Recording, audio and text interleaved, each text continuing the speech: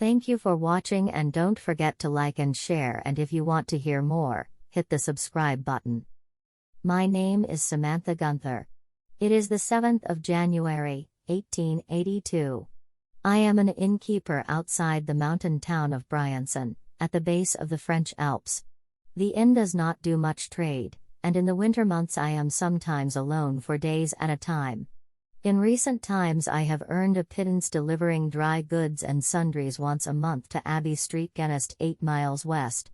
The abbey is housed in Castle Archambault, a somewhat forbidding edifice deep in the forest, accessible only by a winding road that is often made impassable by snow. In the time of Napoleon's rule, the castle had been the possession for 20 years of Count Archambault and his wife, well respected in their day and generous with their wealth. They were found dead in their bedroom after having disappeared from public for many weeks, the victims of suicide by poison.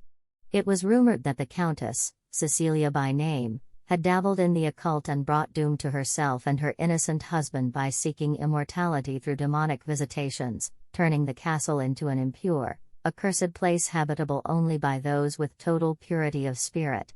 All nonsense, of course, a tale conjured by fools to cruelly cast doubt upon the sincerity of the Count's donation of his land and riches to a church neither he nor his wife had any dealings with in life.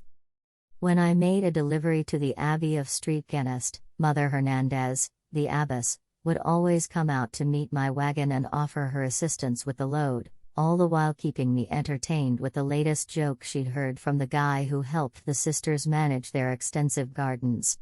During the 2 years I made deliveries to the abbey, I got to know her very well and even started bringing some of the sisters' baked goods and crafts back to sell at the inn. In the middle of November, I left work early to make the 90-minute journey to the abbey to deliver the month's rations of barley, rice, cabbages, and pears. I got going unusually late, and by the time I reached the woods, it was already dark out and the last of the recent snowfall had settled into the ground. There was nobody else on the road, as is customary. From October to April, the region's weather is sufficiently unstable to discourage casual visitors from venturing too far into the forest. Day had just turned to night when I finally made it to Gola Road. In spite of the thick foliage, the magnificent spires of the castle could be made out from half a mile away. The route progressively climbed, and a man on foot would be worn out by the time he reached the castle's main entrance. This time, though, Mother Hernandez was waiting for me just off the road, having noticed the wagon from a high window in the castle. She mocked my late arrival and told me that the abbey did not allow overnight visitors of any denomination. She unlocked the gate, and I went into the storage building, where 2 of the sisters were waiting to help me unload. Never did I feel anything except awe and modesty on the castle grounds, so much smaller than it was compared to others in the Alps. Just as I was about to leave, Mother Hernandez came up to me with something in her arms, wrapped in a blue blanket. When I arrived, she showed me around the grounds and introduced me to her little friend, a young deer that had come onto the property in need of safety. She cuddled it gently, like a newborn, and explained that the sisters had to take care of it because its mother had never shown up. As night fell, I could see that the deer was fast asleep, its head almost fully covered by the blanket. When I commented to Mother Hernandez that I was astonished the baby was sleeping through the icy weather, she stated that she was concerned about that, too, because the poor thing would often go without eating or drinking for long stretches of time. I reached under the blanket and gently stroked its little head. The deer's body temperature was uncomfortably high. I also told Mother Hernandez about this, and she agreed. They prayed for the animal and gave it the best care they could. My trip to the abbey in November came to a close after all that. By 7 o'clock, I had arrived at the inn, checked in, and settled in with a book for the evening. When I finally did get to sleep, I was plagued by nightmares. When I woke up, it was long past midnight, and I couldn't get the image out of my head of a massive sea creature smashing through the ship I was serving on. My eyes opened in my bed as the cry of a crewman filled the room and the bow ripped apart, sending the ship and everyone aboard to their deaths in the water. Finally, I was able to nod off, but another nightmare awaited me. At night, while chained to the ground in the woods, a man with his head encased in a strange metal equipment and a baby held aloft approached me.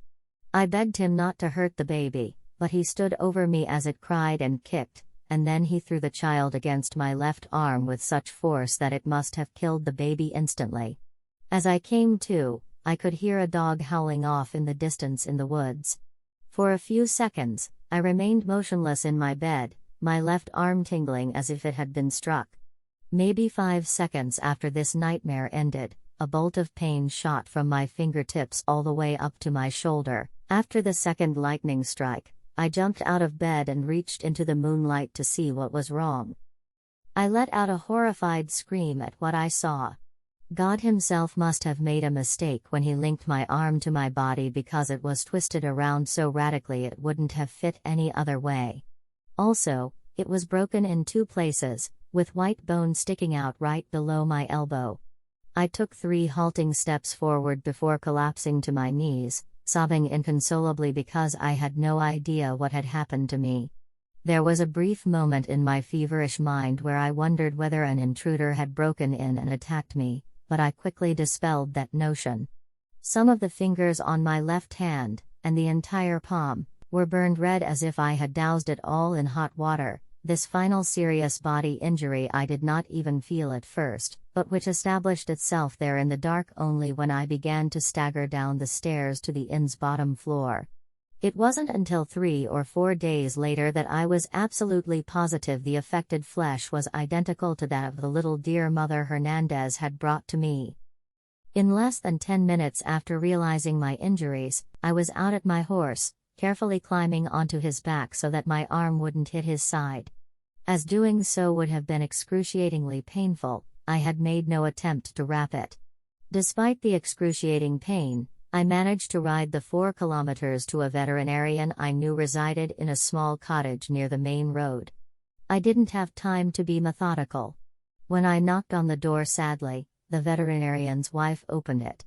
The father was absent, but the woman had learnt much from him over the years, and she managed to arrange my arm exactly right so that I could sleep for 2 hours by the fire and go at dawn, all the while dosing me with narcotic whiskey. My wounds took their time to mend, but they eventually did. Although it was extremely challenging to run the inn with just 1 young hired hand while I was recovering, I managed to accommodate just 3 guests in late November in addition to the semi-nightly visitors whose numbers I could regularly count on one hand. When people asked, I said I was injured while working on the roof of the building, but I often wondered to myself what had actually happened. There was no logic to anything. The mystery of the burns on my palm was particularly baffling, as the agony from them had swiftly subsided yet the redness had persisted for almost a week. Juanito, a carpenter, brought me a note from the convent on the 12th of December. In fact, Mother Hernandez held it. The note explained that many of the sisters, including herself, had been unwell, therefore she didn't think it would be a good idea for me to bring the monthly shipment of goods. She said they had plenty of supplies to last for a few more weeks and that coming out and making contact would be too dangerous for me. When I questioned Juanito how Mother Hernandez had gotten the letter to him, he claimed it had been nailed to a post next to the abbey's front gate with a note asking that it be brought to me. While I was grateful, I couldn't help but feel anxious about the unknowns surrounding Mother Hernandez's sickness. A virus had probably wiped out the majority of the castle's 19 female residents. Having the possibility of being separated from the sisters for an additional week, or maybe 2 or 3, due to an unexpected snowfall was far more stressful. They were so impoverished that I feared they could go hungry if I was delayed in making it there in time for a storm. Despite the value of Castle Archambault, the people who lived there had very little beyond the necessities of life. As a result, I often saw them in poor condition due to a lack of even the most fundamental nutrients. I waited for additional information, but when Juanito came by the next day, he stated he hadn't observed any more communications beyond the abbey's gate the day before. While sipping a schnapps, he did reveal that he had witnessed something that had caused him pause. He fumbled through a description for me, unsure of how to capture the image or what to make of it. While riding his horse along Gola Road, the sun had been low in the sky, turning the horizon an orangey red and highlighting every detail. Two women's silhouettes appeared to him in a high room. Almost like a dance, he thought, but not quite. They were joined at the arms and spinning rapidly, with their heads tilted back, one body prodding the other to go faster and faster.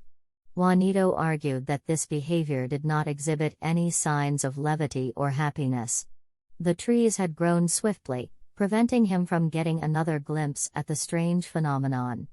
I had him explain it to me again, this time paying closer attention, but it still ended up in the same place, the parts of my mind that only worked in the quiet hours before bedtime, where I could let my imagination wander and try to make sense of the world's mysteries. Close to the 23rd of December, I had a customer who was completely out of the ordinary show up to my business.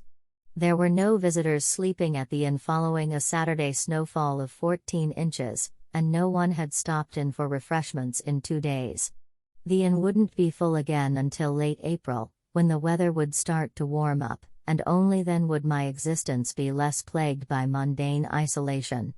On the night I'm describing, a tall man kicked snow off his boots and walked in the front door at around 10 o'clock. Subduedly, he greeted me and asked if I had a place for the night and if I could care for his horse.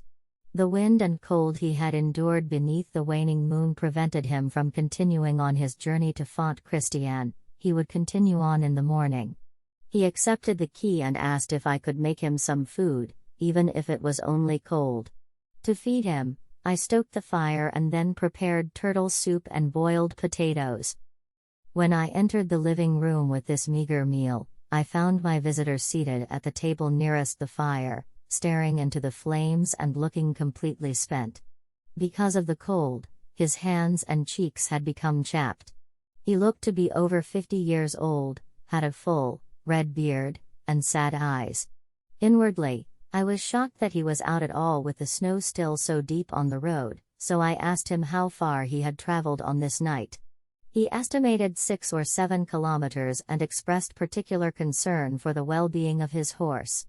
I embarked on the mission, telling him that the animal would have a comfortable bed for the night. By the time I got back to him, he was done eating, and he thanked me quietly as I cleared his dish. Following a short corridor, I took him to his room. My final interaction with him included a question as I was about to depart. He probed me about my connections to the abbey at Gola Road's northern end. I confirmed that I had, in fact, been making regular monthly deliveries of dry products to that location for the past 2 years. He frowned deeply and started paying close attention. He then inquired, "Had you been there recently?" I broke the news to him that I hadn't, and filled him in on the note from Mother Hernandez. After that, Dad told me not to visit the abbey under any circumstances, even if I didn't hear from her again. Just this evening, he returned from a visit to the area. He claimed that the sisters had fallen victim to a dreadful illness and that no one should approach them. Fearing that they would go hungry, I questioned when it would be okay to pay them another visit. His reply, delivered in a voice that was both weary and filled with anguish, was that I should consider the poor women lost. Honestly, I was astounded. Once more he emphasized that he was lost. In other words, he had been unable to help them recover. That satchel must have been his medical supplies, I concluded. As he left, he wished me good night and shut the door. Still reeling from the shocking information, I made my way back to my own room. Not even about my own well-being did I fret.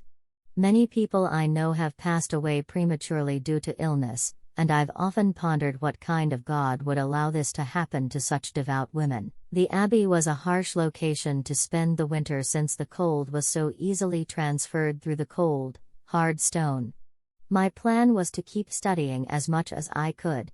My first idea was that the nuns might have contracted a fatal disease because they took in a wild animal, no matter how tame it appeared.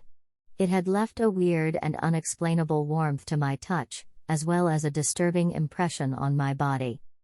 The next morning, when my visitor had left the inn without saying goodbye and had simply left money on the dining room table, someone came after him.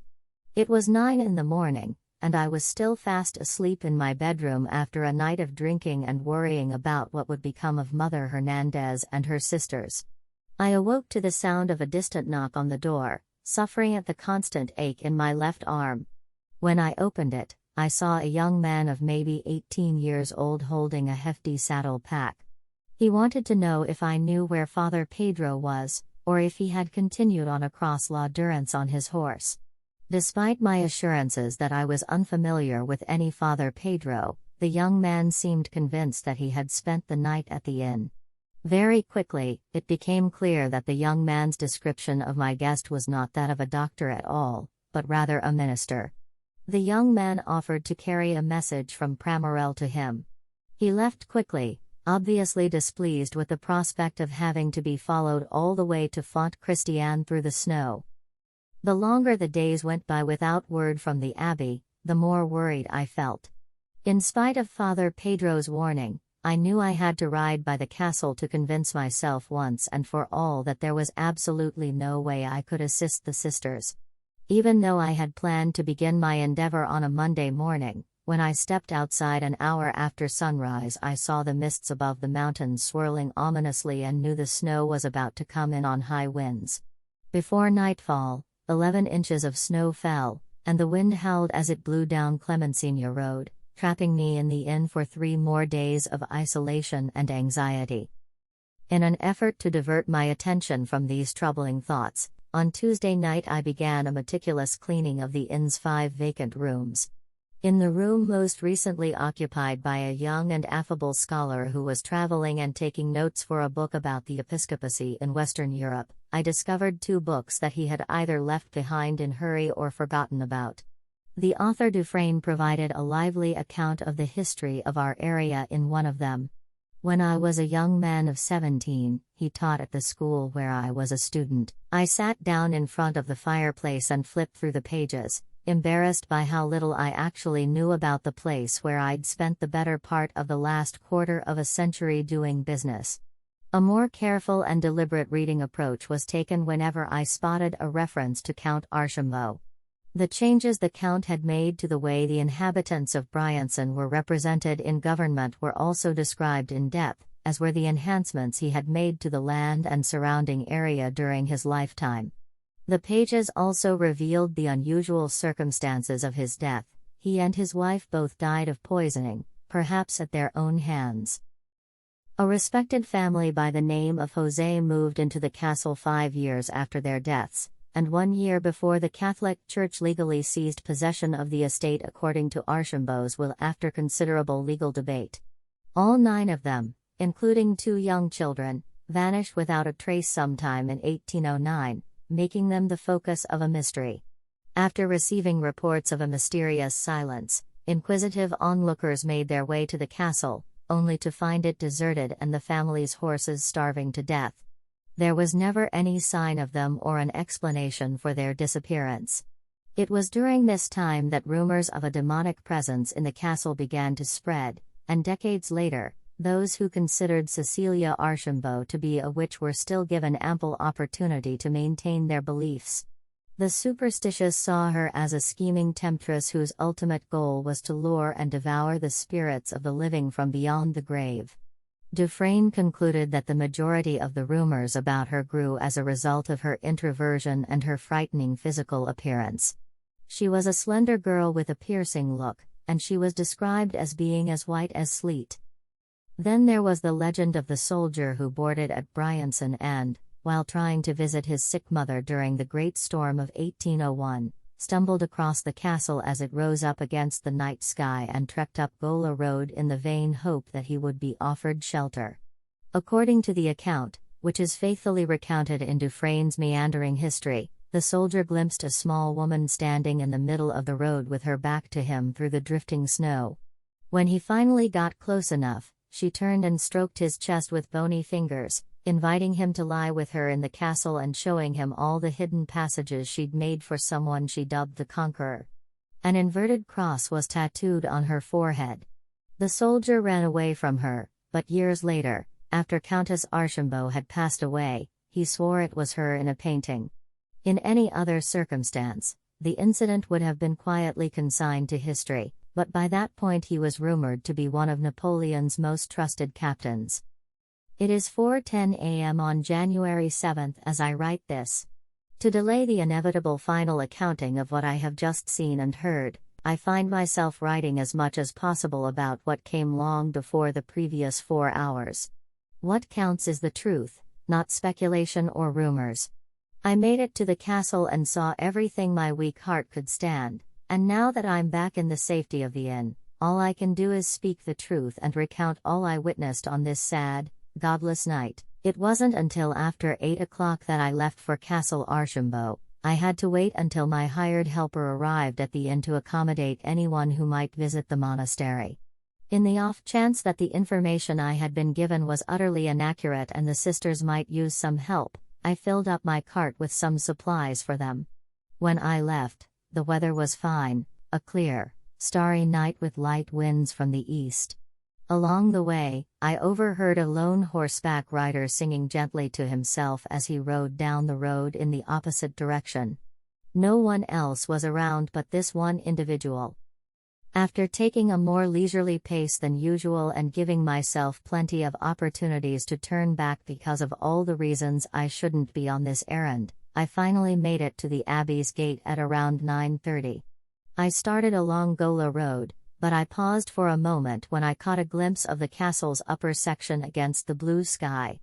But eventually I got over my irrational fears. When I first caught sight of the castle through the trees in front of it, I observed something quite unsettling. Not a single light was on inside.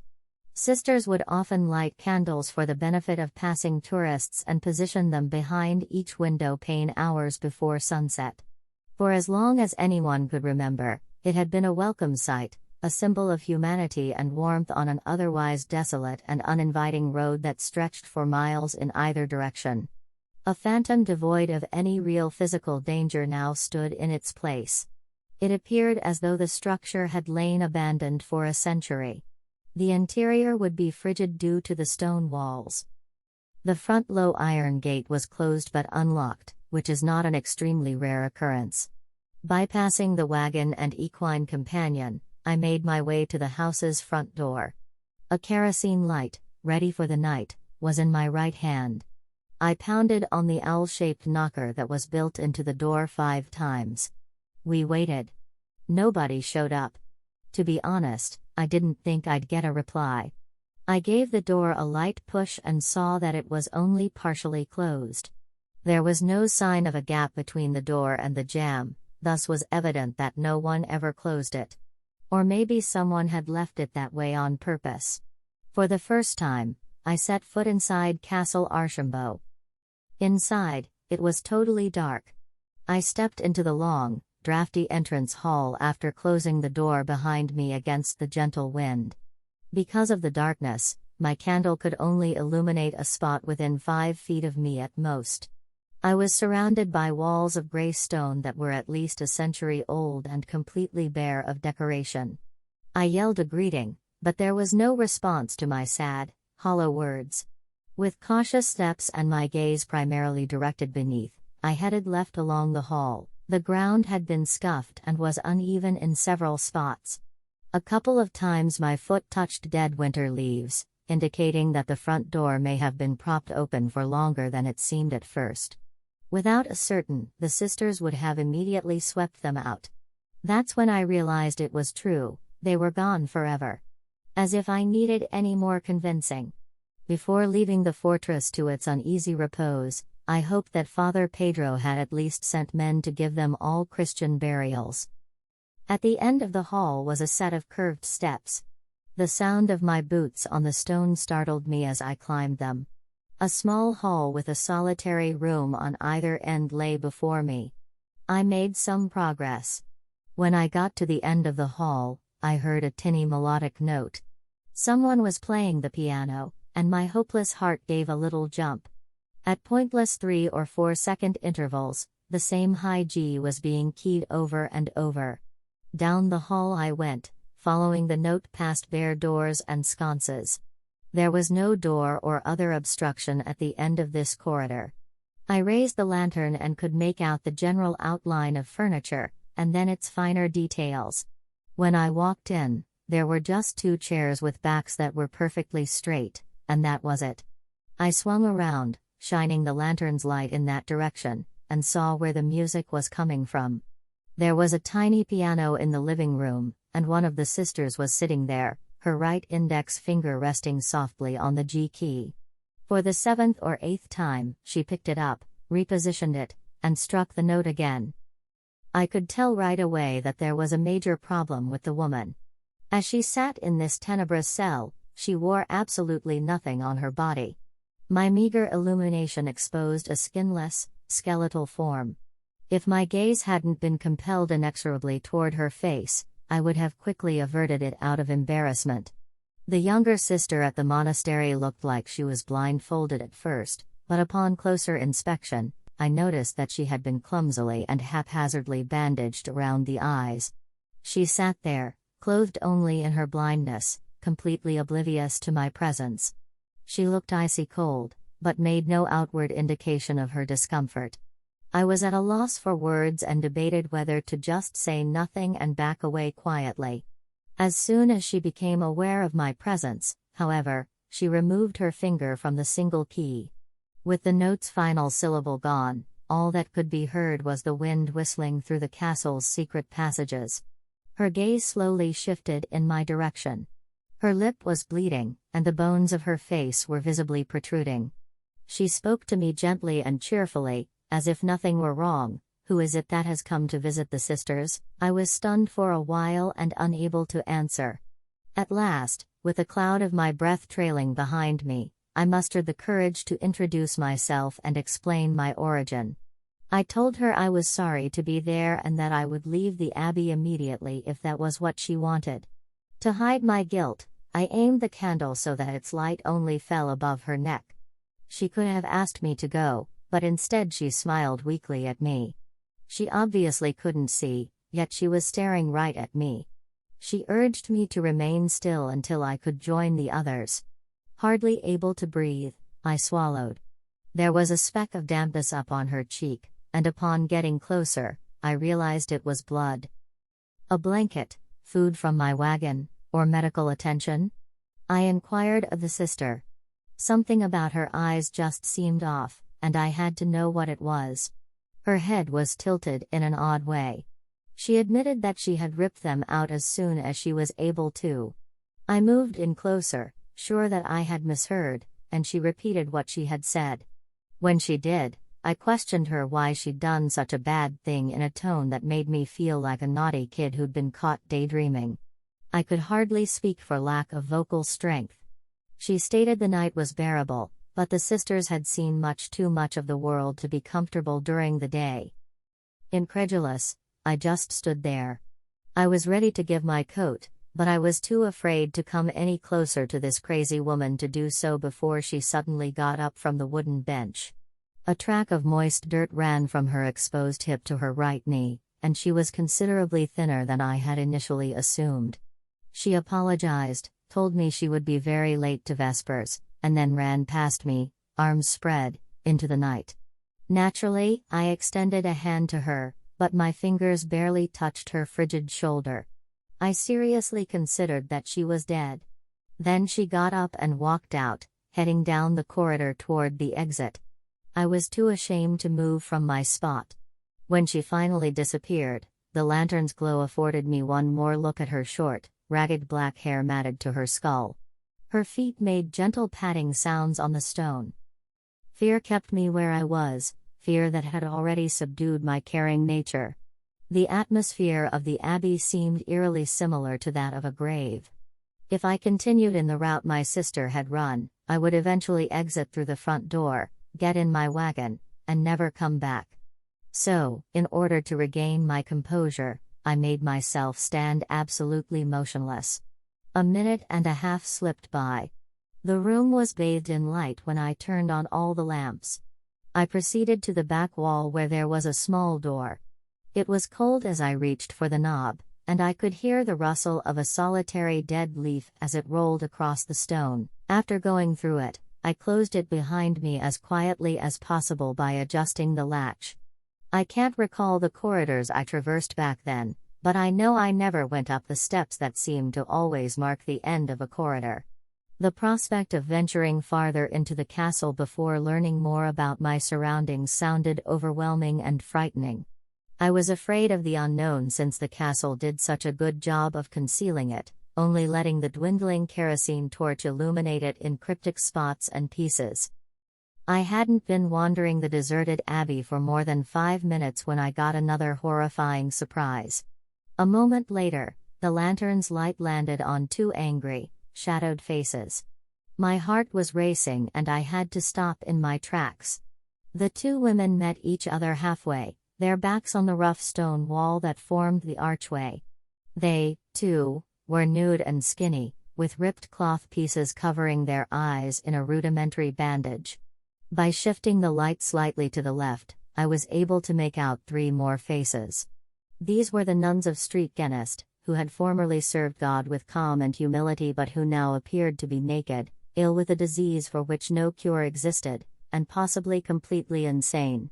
Despite their miserable circumstances, nearly all of them wore a malicious grin. The oldest sister, who was probably around 70 years old, was the one who initiated conversation. She gushed about how nice it was that someone other than Father Pedro came to see them and maybe brought them some sweets.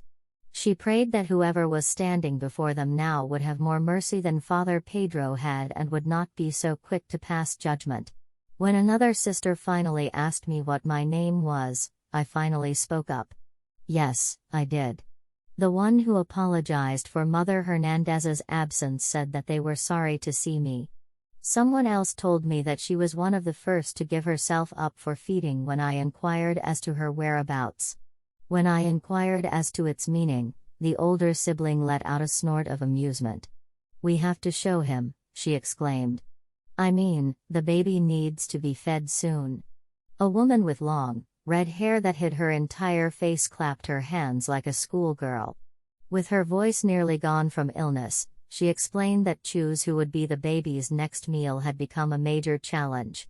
Maybe I could make a call in their stead. Essentially, it would be a game. When I realized that my voice was going to give out from panic, I forced myself to speak up, telling the sisters before me that I was prepared to take them all to the care of doctors immediately. The eldest among us remarked, "We hear so much of doctors," with disapproval. But until the very last of us has been eaten, we couldn't be happier here. Yet another volunteer came up. Her eyes were covered with a bandage that was pulled so tightly that the skin at the edges had become red, possibly from infection. I recoiled as though a snake were heading my way. This individual speculated that the first of them to locate and touch me in the dark could be chosen to participate in the feeding. When I considered this, I heard a collective chuckle, and I felt my heart rate slow to a crawl. 2 more people came forward, laughing and extending their hands. Those paws looked like they had been digging in the freezing dirt of the garden outdoors, and the grime on their hands matched that description. I yelled at them to stop moving forward. They stopped what they were doing, and looks of shock and offense flashed across their pale faces. Nothing was said. And then the eldest told me I couldn't participate in the picking process if I didn't want to play. "Come, sisters, to the great hall so we can conclude tonight's celebration," she cried out. They all started walking north, in the direction I had initially intended to go, as quickly as their blindness would allow them to go. I stuck close behind, both impressed and discouraged by how effortlessly they navigated as though they'd always been blind. Only one of them appeared to require the use of her hands to navigate, and a small part of me wondered if maybe she was the most recent to remove her eyes. Their already weak bodies likely deteriorated more rapidly due to the pain of that act. Everyone was really sick and probably dying. It was unclear when Father Pedro stopped trying to help these miserable people. It's possible that he'd only been in town for a matter of minutes before he decided the sisters were hopeless cases, walking corpses he could safely discard. It seemed strange to me that he hadn't just had them admitted somewhere and treated afterwards. To my knowledge, there was no communicable disease in this area. The true source of their disease lay deep within their own brains. I followed them until a glimmer of light shone ahead, at which point I paused before continuing on. The grand main hall of the castle, where Count Archambault and his wife previously hosted elaborate balls, lay before us. Full moonlight flooded the enormous space via frosted windows set into the vaulted ceiling. The only furniture in this location was a row of 7 or 8 wooden tables against one wall, leaving the entire room open and giving it a reverberating, foreboding air. All eyes were on the sisters as they huddled together in the middle of the room, basking in the moonlight. The oldest of the children clasped her hands and announced, "Now, who shall it be tonight?" Since she had been the one to stay chilly for so many nights, and because she could still occasionally pick out shadows through one of her eyes, one sister swiftly came up and offered to be the one to end her life. The woman's bandage had come undone a little bit, exposing the deep indentation and scar on her forehead that had not yet totally healed. The eldest sister spoke up for the sufferer, dismissing the concerns of her younger sisters by insisting that she be freed from her shackles and offered to the baby tonight. The volunteer's face lit up at these remarks, but she later voiced worry that the infant wasn't awake to meet her. The eldest suggested that everyone should yell at him to get his attention. The sisters started singing in unison a solemn rendition of a song I feel no man on earth has ever heard, a spooky, atonal invocation in a language completely foreign to my ear, and it was the most horrifying, frightening hymn I have ever heard spoken by human voices.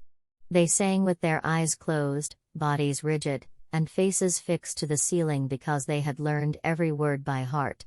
I can't prove it, but I'd stake my religious beliefs on the King James Bible if I said the sky we could see through the windows above us didn't take on a murky crimson hue for a split second as the music thankfully faded into nothing but a ghostly echo.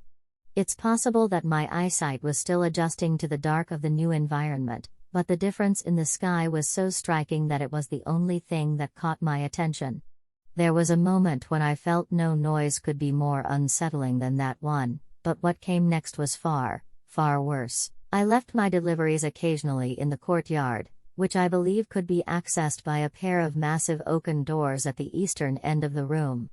I recalled a beautiful garden that surrounded the courtyard, full of daffodils and irises in the spring. The eldest sibling looked my way and added, "If you're still around, you'll get to see how well we all nursed the infant who came to us as a tiny and wounded victim of this merciless world." Nearly simultaneously with her words, I became aware of a shifting movement beyond those doors, as if something of enormous magnitude were advancing. Then I heard the sound that made my skin crawl and my left arm hurt like 1,000 bees had stung it, the sound of thunder. From the courtyard came a baritone animal grunt, followed by a low, tremulous growl that may have come from a fully grown lion. At that point, I should have run, but instead I stood and watched the naked volunteer walk confidently toward the exits, her soft bare feet echoing. The sisters bolstered her as she fumbled for the massive wooden beam that acted as the castle's locking mechanism, preventing whatever beast lurked in the cold outside from entering the fortress. The cursed lady used what little strength was left in her shattered body to raise the beam and force her way out into the darkness. The wind wrapped its chilly fingers around me as the leaves blew in. No one in the group of nuns seemed to notice as they cheered and shouted farewells, never once addressing the helper by her real name. The right door swung back and banged shut, helped along by the wind. A high-pitched, twisting, rising animal screech sounded from outside, and I turned my head away from it, eyes tightly closed, tears streaming down my face. After what sounded like a wet clamping sound and a thud on the ground, the beast, the newborn that had gorged itself on human flesh and soul to become a giant, snarled.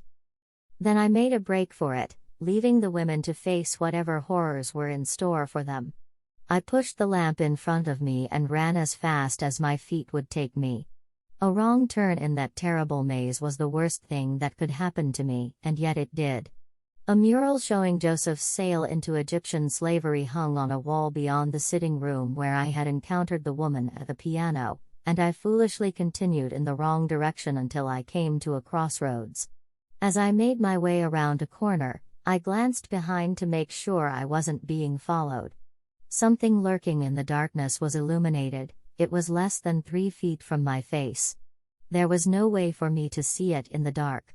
The pair of legs caught my attention since I knew they belonged to a naked body that was suspended from a beam above. A sister, whom I remembered as an enthusiastic assistant during my deliveries, hanged at the end of a piece of shredded blanket, her eyes open and peering directly at me through dirty black hair. I gave her a quick glance, didn't have time to feel sorry for her, and turned around to leave.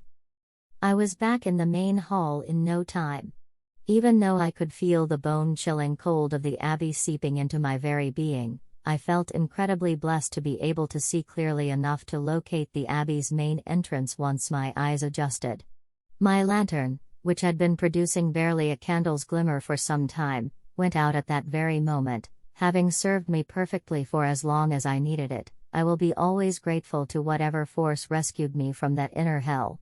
I pushed the door open and stepped out into the dark. When I arrived, snowflakes were already beginning to fall from the sky, but now they were bigger and looked like they would be falling for a while. Seeing 2 human shapes approaching me, at first indistinct shadows, was the final jolt I had to suffer before reaching my wagon. I stopped and was ready to defend myself in any way possible, but was incredibly reassured to see that they were 2 perfectly healthy men who had taken precautions against the cold by wearing numerous layers of clothing. A hunting gun was in one of their possessions. His orders were to hold my ground as they closed in. I complied with his request, and it was the turn of a total stranger to shine a lantern in my direction, shining it directly into my own fearful eyes. I introduced myself to the young gun-bearer, who was accompanied by an older gentleman, and he explained that they had been sent by Father Pedro and meant to perform whatever needed to be done inside the monastery. I realized immediately that their goal was senseless bloodshed, so I pleaded with them to change their plans and spare the sisters' lives, no matter how deranged they had become. I also inquired as to whether or not they were aware that something enormous and dangerous could possibly be prowling the castle grounds right this very second. The younger man responded that they knew exactly what they were up against. They would represent the church with sure hands and hearts thanks to Father Pedro's thorough training.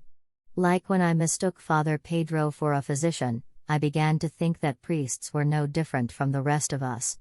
They were determined to stay until the situation had been handled and the monastery had been purged of the devil's influence. So saying, they pushed past me and entered. I waited until the 2 men, an older one trailing after a younger one with a single lantern between them, made their way through the opening. Time had arrived for me to put my own safety first and leave the Abbey for good, and I certainly didn't want to hear the sound of even one gunshot in this sacred space. Beyond the harsh conditions and the hidden mysteries of the woodland, the journey back to the inn brought no scary surprises. It has been exactly 7 hours since I left the Abbey, and as I sit here in my room, the first blue traces of dawn are tinging the sky. Now I wish I had insisted the guys return to the inn once they had finished their hellish task, just to make sure the sisters weren't killed in the process. Whether they were successful in restoring the Abbey to the state it knew following the mysterious death of Count Archambault and before 4 generations of nuns called it home is unknown to me. Oh, how I hope 2 total strangers will soon come knocking on my door, hungry and thirsty, in search of a place to rest their weary heads. There is still a chance that Father Pedro himself will be the next to arrive, to stand on my doorway and ask after those men, to ask me if I knew why they had never returned from their nightly trek into the forest. What's more, the tap on the door could be softer and weaker than usual, coming from a fragile and eyeless woman pleading with me to return one last time before she sacrifices herself to a dark force no one alive dares to identify.